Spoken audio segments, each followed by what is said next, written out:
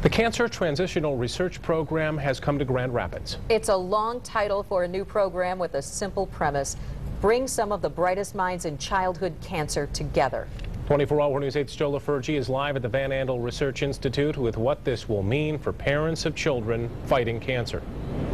Yeah, Brian, so it seems we hear about some new sort of cancer advancement, cancer research advancement, just about on a daily basis anymore. The reality is those advancements don't happen overnight, but news of those advancements bring a lot of hope to parents of cancer victims.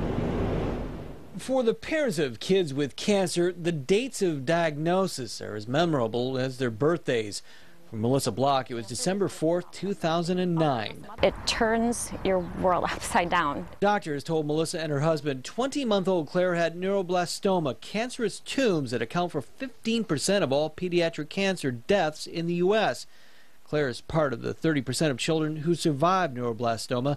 She's in remission. She's bouncing back, and we're finally seeing what it's like to have a normal 3-year-old who plays actively and pretends and runs around and plays with her little brother. The Van Andel Research Institute's program will combine the work of 11 universities and children's hospitals from across the U.S. to find a way to battle neuroblastoma and similar cancers, which, unlike leukemia and other pediatric cancers, has not seen cure rates increase for 3 decades. And I think with the research that's available here and the new therapies we can bring to these kids, we can do that here now. Now, while the rate of cancer breakthroughs continues to grow, the cures still take time. Dr. Scholler estimates her group will come up with something in the next 5 to 10 years, up to 2 years of lab development. Then there's 2 trial phases. Phase 1 lasts 1 to 2 years, phase 2, 2 to 4 years. But as that research continues, so does the chance answers can be unlocked to other cancers and to provide hope to parents who've already been down a very long road. You're always going to feel like you have that other shoe waiting to drop over your shoulder, and I'm not sure I will ever be able to relax and breathe.